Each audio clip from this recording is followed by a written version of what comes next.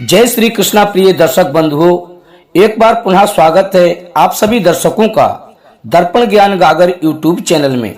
प्रिय मित्रों, जब भी मिसालें दी जाती हैं तो इस दुनिया में सबसे अधिक प्रेम की मिसालें दी जाती हैं, तो उसमें सबसे पहला नाम भगवान श्री कृष्ण और राधा जी का आता है। धार्मिक ग्रंथों के मुताबिक भगवान श्री कृष्ण को अपार प्रेम का प्रतीक माना जाता है और पुराणों के अनुसार ऐसा बताया जाता है कि भगवान श्री कृष्ण की 16,108 रानियां थीं, जिनमें से रुक्मिणी और सत्यभामा अत्यंत प्रिय थीं। इसके अलावा ये भी बताया जाता है कि भगवान श्री कृष्ण बचपन में गोपियों के साथ यमुना तट पर रास लीलाएं किया करते थे, जिनकी कथाएं आज भी सबसे अधिक मशहूर हैं। लेकिन प्रिय मित्रों, क्या आपको ये पता है कि सभी को प्रेम सिखाने वाले भगवान श्री कृष्ण का नाम केवल राधा जी के साथ ही क्यों लिया जाता है? आपने जब भी कृष्ण भक्तों को देखा होगा तो इस बात पर गौर अवश्य किया होगा कि वे सभी राधा कृष्ण नाम का ही जाप किया करते हैं। इस दुनिया में जब भी श्री कृष्ण और राधा जी के नाम का जिक्र किया जाता है तो सभी के मन में अक्सर ये ख्याल उठता है कि जब भगवान श्री कृष्ण और राधा जी के बीच में इतना प्रेम था तो इन दोनों ने आपस में विवाह क्यों नहीं किया? प्रिय दर्शक बंधुओं, यदि आप भी इस बात को जानना चाहते हैं कि भगवान श्री कृष्ण और राधा जी का विवाह किन कारणों से नहीं हुआ, तो बने रहिए हमारी इस वीडियो की समाप्ति तक। और प्रिय मित्रों, यदि आपने अभी तक हमारे इस चैनल को सब्सक्राइब नहीं किया है तो प्लीज आप हमारे चैनल दर्पण ज्ञान गागर यूट्यूब चैनल को अभी सब्सक्राइब कर लें। अच्छे कमेंट करें, वीडियो को लाइक करें और हो सके तो अपने सगे संबंधियों तक शेयर अवश्य करें। प्रिय मित्रों, प्रिय दर्शक बंधुओं, पद्म पुराण के अनुसार ऐसा बताया जाता है कि राधा जी वृषभानु नाम के एक गोप की पुत्री थी और उनका जन्म यमुना जी के किनारे रावल नाम के एक गांव में हुआ था। और कुछ समय पश्चात उनके पिता बरसाना नाम के गांव में आकर बस गए थे। लेकिन दूसरी तरफ कुछ विद्वानों का ऐसा मत है कि राधा जी का जन्म बरसाना गांव में ही हुआ था। इसी के साथ ब्रह्म वैवर्त पुराण के अनुसार ये भी बताया गया है कि राधा जी भगवान श्री कृष्ण से 5 वर्ष बड़ी थीं और उनकी सबसे अच्छी मित्र भी थीं। ऐसा कहा जाता है कि जब भगवान श्री कृष्ण और राधा जी पहली बार मिले थे तो राधा जी भगवान श्री कृष्ण की एक झलक देखते ही उन पर मोहित हो गई थीं और उन्होंने भगवान श्री कृष्ण को तब देखा जब माता यशोदा ने भगवान श्री कृष्ण को माखन चुराते हुए पकड़ लिया था और ओखल से बांध दिया था।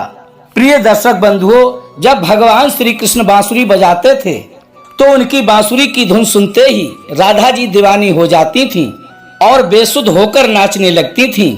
इसके साथ साथ ये बताया जाता है कि राधा जी श्री कृष्ण की बांसुरी की धुन में इस कदर खो जाया करती थी कि उन्हें अपने घर की भी सुध नहीं रहती थी, जिस वजह से राधा जी को समाज के लोगों ने ताने मारना प्रारंभ कर दिया था।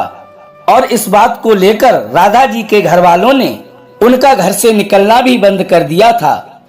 लेकिन जब भगवान श्री कृष्ण को ये बात पता चली कि राधा जी के घर वालों ने उनका घर से निकलना तक बंद कर दिया है, तो उन्होंने ये बात मैया यशोदा को बताई और वो राधा जी से विवाह करने की जिद करने लगे।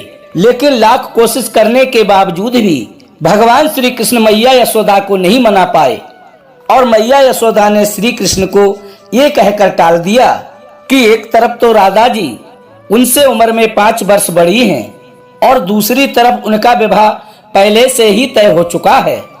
यशोदा मैया ने जब ये बात नंद बाबा को बताई तो उन्होंने भी भगवान श्री कृष्ण को बहुत समझाया और राधा जी से विवाह ना करने की सलाह दी।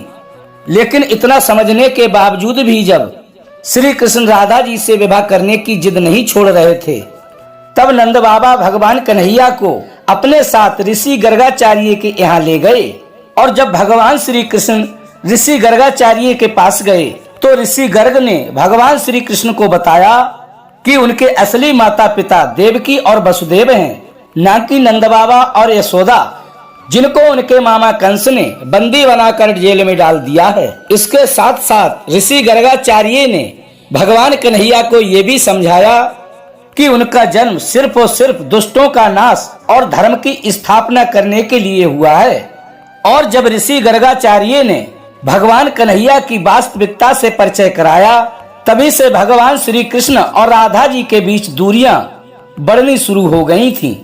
कुछ समय बाद जब भगवान श्री कृष्ण और बड़े हुए तो उन्हें कंस के बुलाने पर वृंदावन छोड़कर मथुरा जाना पड़ा। कहा जाता है कि जब भगवान श्री कृष्ण वृंदावन छोड़कर मथुरा को जा रहे थे तो वो चुपके से राधा जी के घर उनसे मिलने गए और परसों वापस आने का वादा करके वो मथुरा को चले गए थे। और प्रिय दर्शक बंधुओं, ऐसा बताया जाता है कि जब भगवान श्री कृष्ण वृंदावन छोड़कर मथुरा को गए तो राधा जी उनकी यादों में फूट फूट कर रोती रहीं और समाज के दबाव में आकर उन्हें ना चाहते हुए भी अपने पिता की इच्छा के अनुसार किसी और से विवाह करना पड़ा। ऐसा बताया जाता है कि भगवान श्री कृष्ण के जाने के बाद माता यशोदा के भाई प्रयान से हुआ था और राधा जी को अपनी एक अलग दुनिया बसानी पड़ी। राधा जी का विवाह होने के बावजूद भी जब उन्हें भगवान श्री कृष्ण की याद आती थी तो वे स्वयं बांसुरी बजाकर उनकी यादों में लीन हो जाया करती थीं। वैसे तो प्रिय दर्शक बंधुओं, एक पुराण में ये भी बताया जाता है कि भगवान श्री कृष्ण और राधा जी का विवाह बचपन में भांडील वन में स्वयं ब्रह्मा जी ने पढ़ा था, लेकिन सामाजिक तौर पर उनका विवाह भगवान कन्हैया से नहीं हो पाया था। वैसे प्रिय दर्शक बंधुओं, श्री कृष्ण और राधा जी का विवाह न होने के पीछे दो कथाएं हैं, जिसमें पहली कथा के अनुसार ये बताया जाता है कि ऋषि शुक्राचार्य भगवान विष्णु से भी अधिक ज्ञानी थे। जब शुक्राचार्य ने ये सब अपनी आंखों से देखा तो उन्होंने इसे अपना अपमान समझ के असुरों को शिक्षा देना प्रारंभ कर दिया और उनके गुरु बन गए। असुरों का गुरु बनते ही शुक्राचार्य ने देवराज इंद्र को अपने अपमान का बदला लेने की ठानी, लेकिन उनके सामने एक समस्या खड़ी थी कि इन देवताओं को तो अमरता का वरदान प्राप्त है, लेकिन राक्षसों को ऐसा कोई भी वरदान प्राप्त नहीं है। इसीलिए राक्षस कभी भी देवताओं से नहीं जीत सकते हैं। इसीलिए असुरों के गुरु शुक्राचार्य ने भगवान महादेव की घोर तपस्या की और घनघोर तपस्या करके उन्हें प्रसन्न कर लिया। इसी के साथ साथ शुक्राचार्य ने भगवान शिव को अपना गुरु बना लिया और भगवान शिव को अपना गुरु बनाते ही शुक्राचार्य ने उनसे मृत संजीवनी वरदान पाने की सोची। प्रिय दर्शक बंधुओं, हम आपको बताते चलें कि संजीवनी वरदान एक ऐसा वरदान है जिससे मरे हुए व्यक्ति के लिए पुनः जीवित किया जा सकता है। मृत संजीवनी वरदान पाने के लिए जब शुक्राचार्य भगवान शिव की तपस्या करने को जा रहे थे तो उन्होंने सभी राक्षसों को अपने माता पिता ऋषि भृगु और काव्य माता की कुटिया में रहने को कहा, ताकि उनके रहते हुए कोई भी देवता राक्षसों का अहित न कर सके।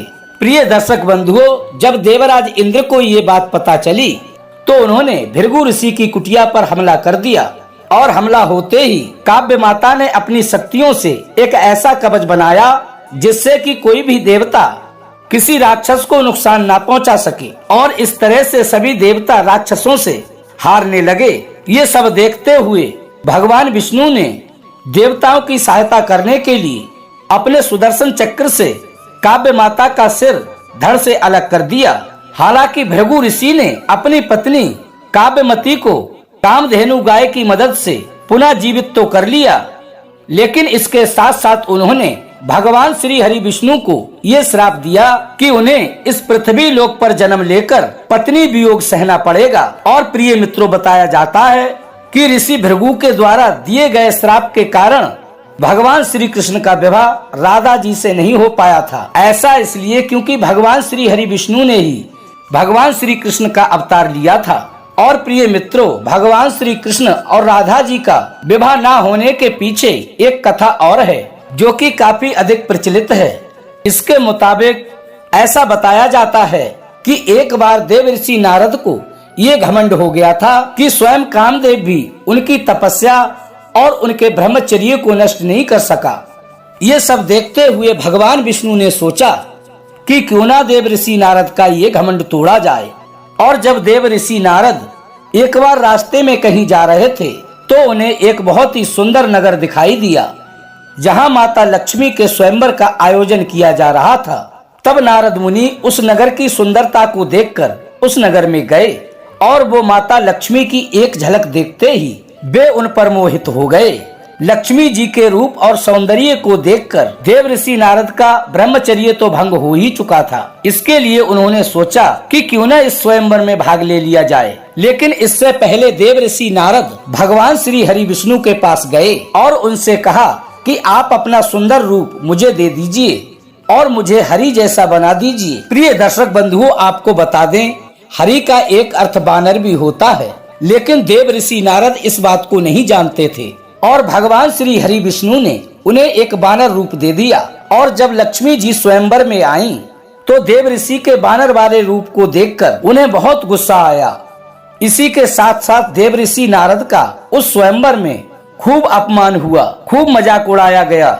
उसी समय की बात प्रिय मित्रों कि भगवान विष्णु भी एक राजा का वेश बनाकर उस स्वयंवर में पहुंच गए और भगवान श्री हरि विष्णु के उस सुंदर रूप को देखकर लक्ष्मी जी ने उनके गले में वरमाला डाल दी और उन्हें अपने पति के रूप में चुन लिया। ये सब देखकर स्वयंवर में बैठे सभी लोग देव ऋषि नारद की और भी अधिक हंसी उड़ाने लगे और उनसे कहा कि पहले जाकर तुम अपना चेहरा दर्पण में देखो कि तुम शादी करने योग्य हो कि नहीं। तभी प्रिय दर्शक बंधुओं, देव ऋषि नारद ने शीशे में जाकर अपने रूप को देखा तो वे अपना बानर वाला रूप देखकर अत्यंत क्रोध में आ गए। इसी के साथ साथ देव ऋषि नारद ने भगवान श्री हरि विष्णु को भला बुरा कहने लगे और उन्हें श्राप देते हुए बोले कि जिस तरह मैं स्त्री वियोग में तड़प रहा हूँ, उसी तरह तुम्हें भी अपने हर जन्म में स्त्री वियोग में तड़पना पड़ेगा। लेकिन प्रिय दर्शक बंधुओं, कुछ समय पश्चात जब देव ऋषि नारद को अपनी गलतियों का एहसास हुआ और उन्होंने भगवान श्री हरि विष्णु से इस बात के लिए क्षमा मांगी, इसके बाद भगवान श्री हरि विष्णु ने नारद जी को क्षमा करते हुए बताया कि ये सब तो उन्हीं की माया थी। वैसे प्रिय दर्शक बंधुओं, आप लोग हमें कमेंट करके बताइएगा कि आपको क्या लगता है, इनमें से किस श्राप के कारण भगवान श्री कृष्ण और राधा जी का विवाह नहीं हो पाया था।